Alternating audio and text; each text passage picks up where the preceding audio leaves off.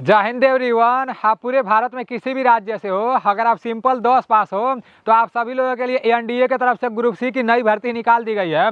और सबसे अच्छी बात यह है कि इस बार जो एनडीए की तरफ से ग्रुप सी की नई भर्ती निकाली गई है ना, उसमें कोई भी ऑफलाइन फॉर्म नहीं भरना है, उसमें ऑनलाइन कराना है। और उससे भी अच्छी बात यह है कि जब आप ऑनलाइन कराने जाओगे ना, तो बस आप अपना पूरा डॉक्यूमेंट लेकर जाओगे। ऑनलाइन का एक भी रुपया नहीं है। जो लोग ऑनलाइन करेंगे वही लोग अपना 40-50 रुपया चार्ज ले सकते हैं। इस भर्ती के बारे में मैं आप लोगों को पूरा का पूरा बात बताने का कोशिश कर रहा हूँ। देखो, जो लोग इंडियन आर्मी का तैयारी करते हैं ना, उन लोगों के लिए ये भर्ती काफ़ी अच्छी खासी रहती है। वैसे ये भर्ती हर साल निकाली जाती थी एनडीए में। जैसे जो ग्रुप सी की भर्ती निकाली गई है ना, ये भर्ती हर साल निकाली जाती थी, लेकिन इसमें ऑफलाइन फॉर्म भरना रहता था। अब काफ़ी सारे लोगों को पता चलता था कि हाँ, एनडीए में जैसे नेशनल डिफेंस एकेडमी में ग्रुप सी की ऑफलाइन भर्ती निकाली गई है, तो कुछ लोगों को ऑफलाइन फॉर्म ही नहीं मिल पाता था। और कुछ लोगों को ऑफलाइन फॉर्म मिलता था ना, तो वो लोग फॉर्म भर नहीं पाते थे। और कुछ लोग फॉर्म भर भी देते थे ना, तो भरने में कुछ ना कुछ मिस्टेक कर देते थे। तो मतलब वो लोग जब अपने पोस्ट ऑफिस पर ले जाकर स्पीड पोस्ट या रजिस्टर्ड पोस्ट करते थे, तो सभी लोग का एडमिट कार्ड नहीं आता था। मतलब काफ़ी ज़्यादा दिक्कतों का सामना करना पड़ता था। लेकिन इस बार मैं देखा हूँ नोटिफिकेशन, अभी मैं आप लोगों को दिखा रहा हूँ। उस नोटिफिकेशन में लिखा गया है कि इस बार ऑनलाइन होगा, ठीक है ना। तो ऑफलाइन फॉर्म नहीं भरना है। अगर आप सिंपल 10 पास हो और आपका हाइट कम है, जैसे ग्रुप सी की कोई भी भर्ती निकाली जाती है ना, तो उसमें मतलब किसी किसी में हाइट लगता है। जो फायरमैन वैन का भर्ती निकाला जाता है आर्मी की तरफ से, तो उसमें 1.65-65 हाइट लगता है, ज़्यादा हाइट नहीं लगता है। बाकी इसमें तो हाइट के बारे में कुछ नहीं बताया गया है। तो जितने भी साथियों का हाइट कम है और जो लोग आर्मी से बहुत ज़्यादा लगाव रखते हैं, तो उन लोगों के लिए ये भर्ती काफ़ी अच्छी खासी है, क्योंकि कोई भी एप्लीकेशन फीस नहीं लगेगा और कोई भी ऑफलाइन फॉर्म नहीं भरना है। मैं आप लोगों को जो कुछ भी बताऊंगा ना, पूरा का पूरा नोटिफिकेशन मैं अपने व्हाट्सअप चैनल में भी भेज दूंगा और अपने टेलीग्राम चैनल में भी भेज दूंगा। मेरा व्हाट्सअप चैनल एनडीसी के नाम से है और मेरा टेलीग्राम चैनल नीलेश ब्लॉग के नाम से है। अपने व्हाट्सअप चैनल का लिंक और टेलीग्राम चैनल का लिंक मैं डिस्क्रिप्शन में दे दूंगा, तो वहाँ से जाकर आप लोग मेरे व्हाट्सअप चैनल और टेलीग्राम चैनल में जुड़ जाना। इस वीडियो में मैं आप लोग को ये भी बता दूंगा, ये जो एनडीए की तरफ से ग्रुप सी की ऑफलाइन भर्ती निकाली गई है, इसमें सबसे पहले दौड़ कराया जाएगा या पेपर कराया जाएगा। और पेपर कराया जाएगा तो पेपर में मतलब क्या क्या पूछा जाएगा, किससे प्रश्न पूछे जाएंगे, सारी चीज़ों को मैं आप लोग को इसी वीडियो में बता दूंगा, ठीक है ना। गूगल पर आके एनडीए रिक्रूटमेंट गवर्नमेंट इन लिख कर सर्च मारोगे तो आपके सामने ये वाला लिंक देखने को मिल जाएगा। अब इस लिंक पर आप लोग को क्लिक करना है और जैसे ही इस लिंक पर क्लिक करोगे, वैसे एनडीए का ऑफिशियल वेबसाइट खुल के आप लोगों के सामने आ जाएगा। यहाँ पर एनडीए का फुल फॉर्म लिखा गया है, नेशनल डिफेंस एकेडमी होता है, ठीक है ना, जो खड़गवासला पुणे में पड़ता है। अब नीचे यहाँ पर एनडीए का फोटो देखने को मिल रहा है। जैसे पता है इसमें कौन लोग जाते हैं, एनडीए की जो भर्ती निकाली जाती है वो ऑफिसर वाली भर्ती रहती है। तो जो लोग एनडीए का पेपर पास करते हैं तो वो लोग यहाँ पर ट्रेनिंग के लिए जाते हैं, ठीक है ना। तो इसी में जैसे इसी में आपका ग्रुप सी का भर्ती निकाला गया है, जो सरकारी है और परमानेंट है, ठीक है ना। नेशनल डिफेंस एकेडमी की तरफ से जो ग्रुप सी की भर्ती निकाली गई है, ये रहा इसका पूरा का पूरा नोटिफिकेशन। ये पूरा नोटिफिकेशन आप लोगों को मेरे टेलीग्राम चैनल में मिल जाएगा। मेरा टेलीग्राम चैनल नीलेश ब्लॉग के नाम से है, उसका लिंक मैं डिस्क्रिप्शन में भी दे दूंगा। इस नोटिफिकेशन में जितना भी इंपॉर्टेंट पॉइंट लिखा गया है उसको मैं अपने तरीके से लिखा हूं, तो वहां पर चलते हैं। इसका ऑनलाइन 27 जनवरी मतलब कल से चालू हो जाएगा और लास्ट डेट 16 फरवरी रहने वाला है। तो ये डेट आप लोगों को भूलना नहीं है। इसका ऑनलाइन 27 जनवरी से चालू होगा और लास्ट डेट 16 फरवरी रहने वाला है। 21 दिन का टाइम मिला है, ठीक है ना, ऑनलाइन कराने का। तो आप लोगों को लास्ट डेट का इंतजार नहीं करना है। कल से ऑनलाइन चालू होगा तो परसों या चौथे रोज जाकर ऑनलाइन करा देना, ठीक है ना। इसमें एक भी रुपया एप्लीकेशन फीस नहीं लगेगा। मैं आप लोगों को शुरुआत में ही बता दिया हूँ।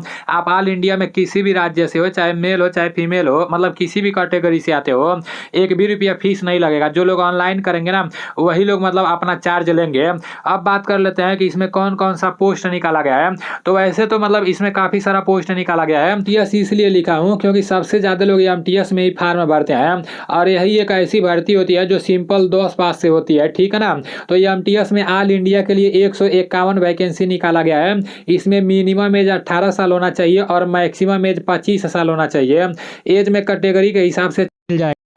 तो वो अभी मैं आप लोगों को नीचे बता दे रहा हूँ, ठीक है ना। और आप ऑल इंडिया में किसी भी राज्य से हो, अगर सिंपल 10 पास हो तो एमटीएस में फार्म भर सकते हो। अब बात कर लेते हैं एएलडीसी का। तो एएलडीसी में ऑल इंडिया के लिए 16 वैकेंसी है, ठीक है ना। और इसमें मिनिमम एज 18 साल होना चाहिए और मैक्सिमम एज 27 साल होना चाहिए। और एएलडीसी वाले में 12 पास से काम चलेगा, 10 पास से काम चलने वाला नहीं है, ठीक है ना। एमटीएस में तो 10 पास से काम चल जाएगा, लेकिन एएलडीसी वाले में 12 पास रहोगे तभी आप फार्म भर पाओगे, ठीक है ना। और एएलडीसी वाले में टाइपिंग भी मांगा जाता है। इंग्लिश का मतलब 1 मिनट में 35 वर्ड टाइप करने आना चाहिए, और हिंदी का जैसे दोनों में से एक करना होता है। अगर इंग्लिश करोगे तो 1 मिनट में 35 वर्ड टाइप करने आना चाहिए, और हिंदी करोगे तो 1 मिनट में 30 वर्ड टाइप करने आना चाहिए एएलडीसी वाले में, ठीक है ना। अब बात कर लेते हैं कुक का। तो कुक में ऑल इंडिया के लिए 14 वैकेंसी है, ठीक है ना। और कुक में मिनिमम एज 18 साल होना चाहिए और मैक्सिमम एज 25 साल होना चाहिए। और कुक में भी ऑल इंडिया में किसी भी राज्य से आते हो, अगर आप सिंपल 10 पास हो तो कुक में भी फार्म भर सकते हो, ठीक है ना। तो आप लोग अपने हिसाब से भरना। वैसे सबसे ज़्यादा लोग एमटीएस में ही फार्म भरेंगे, क्योंकि एमटीएस में मतलब ऑल इंडिया के लिए 151 वैकेंसी है और इसमें सिंपल 10 पास मांगा है। और कुक में भी सिंपल 10 पास मांगा है, लेकिन इसमें ऑल इंडिया के लिए सिर्फ 14 वैकेंसी है। तो सबसे ज़्यादा कंपटीशन इसी में ही होगा, ठीक है ना। आप लोग अपने हिसाब से भरना। यहाँ पर सिविलियन मोटर ड्राइवर में ऑल इंडिया के लिए 3 वैकेंसी है, और इसमें मिनिमम एज 18 साल होना चाहिए, मैक्सिमम एज 27 साल होना चाहिए। एज में कैटेगरी के हिसाब से छूट भी मिल जाएगा, ठीक है ना। उसके बाद से ड्राफ्ट मैन का दिया है। तो ड्राफ्ट मैन में ऑल इंडिया के लिए 2 वैकेंसी है, मिनिमम एज 18 साल होना चाहिए और मैक्सिमम एज 27 साल होना चाहिए। और फायरमैन में ऑल इंडिया के लिए 2 वैकेंसी है, मिनिमम एज 18 साल होना चाहिए और मैक्सिमम एज 27 साल होना चाहिए। अब एज में कैसे छूट मिलेगा, तो देखो जो लोग ओबीसी कैटेगरी से आते रहेंगे तो उन लोगों को एज में 3 साल का छूट मिलेगा, और जो लोग एससी एसटी कैटेगरी से आते रहेंगे तो उन लोगों को एज में 5 साल का छूट मिलेगा, ठीक है ना। सिलेक्शन प्रोसेस के बारे में आप लोग जान लो कि इसमें सबसे पहले पेपर कराया जाएगा या दौड़ कराया जाएगा। तो दौड़ के बारे में कुछ भी नहीं बताया गया है, ठीक है ना। इसमें सबसे पहले रिटन टेस्ट मतलब पेपर कराया जाएगा, उसके बाद से स्किल टेस्ट होगा। स्किल टेस्ट उन्हीं लोगों का होगा जो लोग एएलडीसी में फार्म भरेंगे। जैसे जो टाइपिंग वाइपिंग कराया जाता है ना, वही स्किल टेस्ट है। अगर कुक में फार्म भर रहे हो तो कुक के बारे में आपके पास नॉलेज होना चाहिए, ठीक है ना। मतलब वहाँ पर कुक के बारे में वो लोग पूछेंगे, और ट्रेड टेस्ट होता है, वही स्किल टेस्ट मतलब होता है, ठीक है ना। जब स्किल टेस्ट हो जाएगा और उसके बाद से मेडिकल होगा, और जब मेडिकल हो जाएगा तो लास्ट में डॉक्यूमेंट वेरिफिकेशन होगा। डॉक्यूमेंट वेरिफिकेशन होने के बाद फाइनल सिलेक्शन हो जाएगा, ठीक है ना। और पेपर में क्या क्या पूछे जाएंगे ये सभी लोगों को पता होना चाहिए, ठीक है ना। तो देखो पेपर में टोटल 100 प्रश्न पूछे जाएंगे 100 नंबर के, ठीक है ना। और 2 घंटे का आपको टाइम मिलेंगे। रीजनिंग से 20 प्रश्न पूछे जाएंगे, और मैथ से 20 प्रश्न पूछे जाएंगे, और जीके जीएस से आपके 40 प्रश्न पूछे जाएंगे। जो लोग आर्मी का तैयारी करते हैं ना, उसी लेवल का जीके जीएस पूछा जाएगा। तो मेरे भाई काफ़ी अच्छा है। जैसे रीजनिंग का 20 प्रश्न, और मैथ का 20 प्रश्न, और जीके जीएस का 20 प्रश्न, और इंग्लिश का 20 प्रश्न पूछा जाएगा, ठीक है ना। इंडिया के लिए 198 वैकेंसी है, और भी पोस्टों का नाम इधर दिया है, तो आप लोग इसको देख लेना, ठीक है ना। वैसे जितना इंपॉर्टेंट था उतना मैं आप लोगों को बता दिया हूँ। किस कैटेगरी के लिए कितना वैकेंसी है वो नीचे आप लोगों को पता चल जाएगा, ठीक है ना। ये जो 110 दिखा रहा है ना, तो ये जनरल कैटेगरी के लिए है। अगर आप एससी कैटेगरी से आते हो, जैसे एससी कैटेगरी के लिए टोटल 3 वैकेंसी है, तो आप जनरल से भी फार्म भर सकते हो, ठीक है ना। मतलब दूसरे कैटेगरी से आते हो और आपके कैटेगरी में सीट कम है, वैकेंसी कम है, तो आप जनरल कैटेगरी से फार्म भर सकते हो, क्योंकि जनरल में टोटल 110 वैकेंसी है। और यहाँ पर ये जो 58 वैकेंसी दिया है ना, तो ओबीसी कैटेगरी के लिए 58 वैकेंसी है। और ये जो 8 दिया ना, तो एसटी कैटेगरी के लिए 8 वैकेंसी है। और इसी में ये पूरा का पूरा पोस्ट भी आ जाएगा, तो इसको आप लोग अच्छे से देख लेना, ठीक है ना। जो लोग पूरा वीडियो देखे होंगे उनको एनडीए की तरफ से ग्रुप सी की जो भर्ती निकाली गई है उसके बारे में पूरा का पूरा बात बिल्कुल आसानी से पता चल गया होगा। देखो एनडीए की तरफ से जो नोटिफिकेशन निकाला गया है, उस नोटिफिकेशन के माध्यम से ये बताया गया है कि 27 तारीख से मतलब इसका ऑनलाइन चालू हो जाएगा। तो कल से इसका ऑनलाइन चालू हो जाएगा। आप लोग जैसे कल इसका ऑनलाइन करा सकते हो।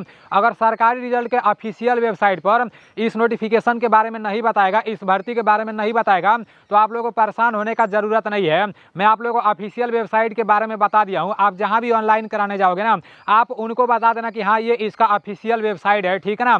इसमें कोई भी ऑनलाइन कराने का चार्ज वर्ज नहीं है। तो सैलरी वैलरी काफ़ी अच्छा खासा रहता है, और ये सरकारी है और 100% परमानेंट है, ठीक है ना। और सैलरी इसका 30,000 से अधिक है। हाइट वाइट का कोई दिक्कत नहीं है। हाई स्कूल वाले हैं, हाइट कम है, उन सभी लोगों के लिए भर्ती अच्छी है, ठीक है ना। तो चलो ठीक है, मिलते हैं अगले वीडियो में। जय हिंद, वंदे मातरम।